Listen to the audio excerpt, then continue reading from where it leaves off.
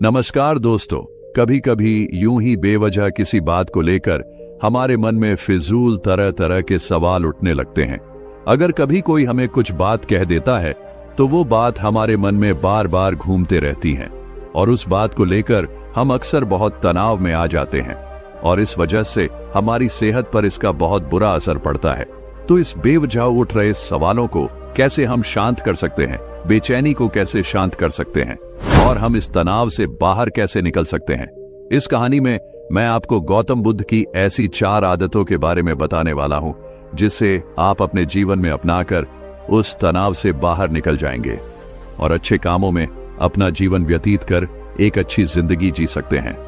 यहां पर बताई गई यह 4 आदतें आपकी पूरी जिंदगी को बदल सकती हैं। अगर आप इन 4 आदतों को अपने जीवन में अपना लेते हैं तो फिर आप अपने जीवन को एक खुशहाल जिंदगी में बदल देंगे और फिर आपका मन कभी भी बेचैन नहीं होगा, ना ही उदास रहेगी और ना ही बेफिजूल के कामों में व्यस्त रहेगा। तो आइए इस कहानी को शुरू करते हैं। एक बार एक बौद्ध भिक्षु किसी पेड़ के नीचे ध्यान कर रहा था। तभी एक राजकुमार उस भिक्षु के पास आता है और उनसे कहता है, हे महोदय, आप हमेशा कहते रहते हैं कि ध्यान करो, लेकिन मेरे लिए ध्यान करना तो दूर की बात है। मैं कुछ समय के लिए अपनी आंखें बंद करके शांति से भी नहीं बैठ पाता हूं। मेरा मन इतना बेचैन है कि यह हर समय कुछ ना कुछ सोचता रहता है।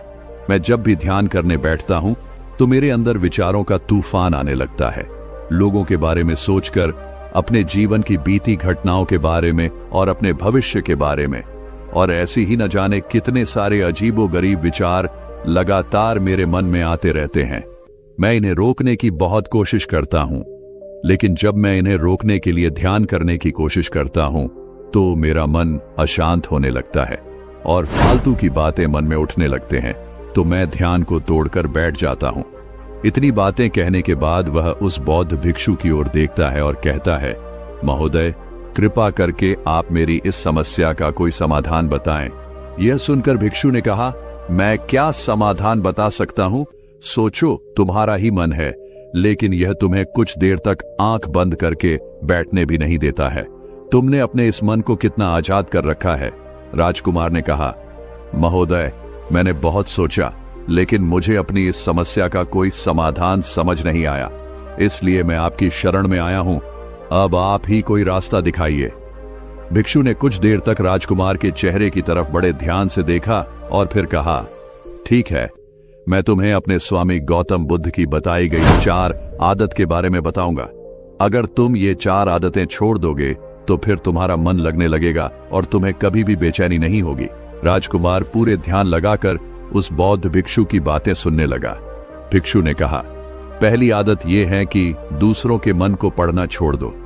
तुम और तुम्हारे जैसे ज्यादातर लोग यही गलती करते हैं कि वो दूसरों के मन की बातों को पढ़ने का प्रयास करते हैं, जैसे कि अच्छा, सामने वाला मेरे बारे में ऐसा सोच रहा है। और यही एक आदत तुम्हें सबसे ज्यादा बेचैन और परेशान करती है। ज्यादातर समय पर लोग दूसरों के मन की बातों को गलत और नकारात्मक तरीके से ही पढ़ते हैं। जैसे कि लोग अक्सर सोचते हैं कि दूसरे लोग उनकी तरक्की से जलते हैं, उसे नीचा दिखाना चाहते हैं, उसे पसंद नहीं करते, उसकी मदद नहीं करना चाहते, और ऐसी ही ना जाने कितनी सारी नकारात्मक बातें ये लोग दूसरों के प्रति अपने अंदर बैठा लेते हैं। फिर उनके बारे में ही सोचते रहते हैं, उनसे बदला लेने के तरीके सोचते रहते हैं, उन्हें नीचा दिखाने के मौके ढूंढते रहते हैं और दूसरों के प्रति यही नकारात्मक सोच इन्हें दुखी करती है और फिर ये लोग बेचैनी महसूस करते हैं। इसलिए दूसरे लोग क्या सोच रहे हैं इसका अनुमान लगाना बंद करो। दूसरे लोगों के मन के विचारों को पढ़ने की कोशिश करना बंद करो। अगर पढ़ना ही है तो खुद के विचारों को पढ़ना शुरू करो कि तुम्हारे अंदर क्या चल रहा है। कहीं तुम नकारात्मक सोच, शिकायत या बुराई करने जैसी आदतों के शिकार तो नहीं हो रहे हो। फिर बौद्ध भिक्षु ने कहा, दूसरी आदत ये सोचना कि अगर असफल हो गए तो लोग क्या कहेंगे, कहीं लोग मुझ पे हंसेंगे तो नहीं। जो हंस रहा है उसे हंसने दो। लोगों के असफलता पर हंसना तो लोगों का धर्म है, क्योंकि अगर तुम सफल हो जाते तो यही वो लोग हैं जो तुम्हारी तारीफ करते, तुम्हें सम्मान देते, तुम पर गर्व करते। अगर तुम अपनी सफल होने पर दूसरों से तारीफ की उम्मीद करते हो तो अपनी असफलता पर उनके हंसने से तुम्हें दुखी नहीं होना चाहिए। और समस्या ही यही है कि हम इंसान असफलता को बुरा मानते हैं, जबकि असफल होना सफल होने से भी ज्यादा जरूरी है। क्योंकि बिना असफल हुए सफल इंसान के अंदर घमंड और दूसरों को खुद से छोटा समझने की भावना पैदा करती है, जबकि असफलता हमें विनम्र रहना, धैर्य रखना और लगातार प्रयास करना सिखाती है। इसलिए असफलता को बुरा मत समझो, और अगर तुम्हारे काम में असफल होने की संभावना नहीं है तो इसका अर्थ है कि तुमने अपना लक्ष्य अपनी क्षमताओं से छोटा बनाया है। और अगर लोग तुम पर हंस नहीं रहे, तुम्हें ताने नहीं मार रहे हैं, तुम्हारी बुराई नहीं कर रहे हैं, तो इसका मतलब तुम अंदर से मरे हुए हो। तुम अपने मानसिक सीमाओं से बाहर जाकर कुछ नया करने का प्रयास नहीं कर रहे हो, क्योंकि असफल भी वही होता है जो कुछ नया करने का प्रयास करता है। और एक बात हमेशा याद रखना, अगर तुम्हारे अंदर असफल होने का साहस नहीं है तो तुम कभी भी कोई भी बड़ा लक्ष्य हासिल नहीं कर पाओगे जो तुम करना चाहते हो। इसलिए असफल होने और लोगों के हंसने से डरना बंद कर दो। बौद्ध भिक्षु ने आगे कहा कि तीसरी आदत यह है कि बेवजह समय को बर्बाद करना छोड़ दो। लोगों को लगता है कि वो समय को काट रहे हैं, लेकिन असल में समय हर बार उन्हें काट रहा है। लोगों के द्वारा समय को व्यर्थ के कामों में बर्बाद करने का केवल एक ही कारण है, और वह यह है कि उन्हें लगता है कि उनके पास बहुत समय है, जबकि सच्चाई यह नहीं है।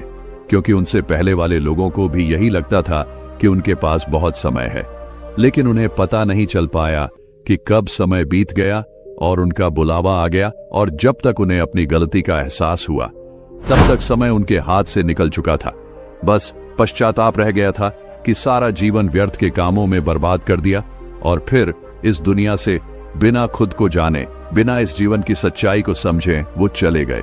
इसलिए जब तक यह जीवन है, इसे अच्छे कामों में लगाओ, खुद को जानने में, दूसरों की मदद करने में, लोगों को सही राह दिखाने में, मानवता के कल्याण में। और दूसरी बात, समय को बर्बाद करने से आज तक किसी को खुशी नहीं मिली है। हालांकि समय काटने से तुम्हें क्षण भर की खुशी तो महसूस हो सकती है, लेकिन जब तुम्हें होश आता है और तुम देखते हो कि कितना सारा समय बर्बाद किया जा चुका है, तब तुम्हें खुद पर क्रोध आता है और तुम पश्चाताप के भाव से भर जाते हो। और फिर यही पश्चाताप का भाव तुम्हारे अंदर तनाव पैदा करता है और तुम बेचैन हो जाते हो और लगातार अपनी उस गलती के बारे में सोचते रहते हो। फिर तुम्हारा किसी भी काम में मन नहीं लगता और तुम उदास रहने लगते हो, और यह चक्र लगातार चलता रहता है, जिसकी शुरुआत हुई थी समय को काटने से। इसलिए समय को काटना बंद करो और वो करना शुरू करो जो जरूरी है। बौद्ध भिक्षु ने आगे कहा, चौथी आदत, ये सोचना छोड़ दो कि मुझसे बड़े बड़े लोग नहीं कर पाए तो मैं कैसे कर पाऊंगा। असल में दूसरों से खुद की किसी भी चीज में तुलना करना ही व्यर्थ है, और यह तुलना करना ही हमें हानि पहुंचती है।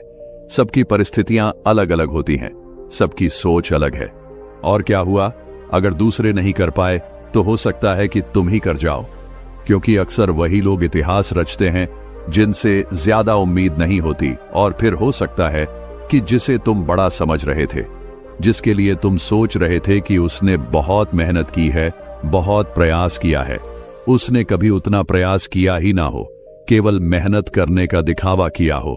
क्योंकि ज्यादातर लोग कभी उतनी मेहनत करते ही नहीं है जितनी उन्हें अपने लक्ष्य प्राप्ति के लिए करनी चाहिए, और दूसरे लोगों के सामने यह दिखाने का प्रयास करते रहते हैं कि मैंने तो बहुत मेहनत की थी, लेकिन मेरी किस्मत ही खराब थी। और यही वो लोग हैं जो दूसरों को बातों ही बातों में कहते रहते हैं कि जब इतनी मेहनत करने के बाद मैं सफल नहीं हो पाया तो तुम कैसे हो पाओगे। लेकिन अंदर ही अंदर यह इस बात को जानते हैं कि उन्होंने कभी उतनी कोशिश नहीं की थी जितनी उन्हें करनी चाहिए थी। ये बस दूसरों की नजरों में अपनी इज्जत बचाने के लिए और इस डर से कि कहीं दूसरा व्यक्ति इनसे आगे ना निकल जाए, ये अपने अधूरे प्रयास से घबराते रहते हैं और दूसरों को डराते रहते हैं कि जब मैं नहीं कर पाया तो तुम कैसे कर पाओगे। इसलिए किसी दूसरे असफल व्यक्ति को देखकर यह सोचना छोड़ दो कि तुम भी कहीं असफल हो जाओगे। तुम बस अपना सर्वश्रेष्ठ प्रयास करो और बाकी सब समय पर छोड़ दो। भिक्षु ने आगे कहा, अगर तुमने ये 4 आदतें छोड़ दी तो तुम्हारा मन एकदम शांत हो जाएगा और फिर तुम जहां चाहो वहां अपना मन लगा सकते हो। इतना कहकर वह भिक्षु शांत हो गए और राजकुमार को भी अब समझ आ चुका था कि उसे क्या करना है। उसने मन ही मन उन 4 आदतों को छोड़ने का निश्चय किया। उसने उस बौद्ध भिक्षु को धन्यवाद किया और वहां से चला गया। दोस्तों, हमें यह नहीं सोचना चाहिए कि लोग मेरे बारे में क्या सोच रहे हैं। अगर मैं कोई काम करता हूं तो लोग मेरे उस काम को लेकर हंसेंगे। इसके अलावा हमें अपना फालतू समय बर्बाद नहीं करना चाहिए। इसके अलावा हमें कभी भी यह नहीं सोचना चाहिए कि अगर किसी व्यक्ति से कोई काम नहीं हो पाया है तो मैं उसे नहीं कर पाऊंगा। अगर आप मेहनत से किसी भी काम को करते हैं तो कोई भी काम छोटा या बड़ा नहीं होता और एक ना एक दिन सफलता अवश्य मिलती है। तो दोस्तों, अगर आपको ये कहानी पसंद आई है तो इसे लाइक करें, कमेंट करें और अपनों तक शेयर करें और हमारे इस चैनल को सब्सक्राइब करें ताकि आगे भी आपके लिए ऐसी कहानियां लेकर आते रहेंगे। तो आज के लिए बस इतना ही। फिर मिलूंगा आपसे अगले दिन ऐसे ही एक और नई कहानी के साथ। तब तक के लिए धन्यवाद।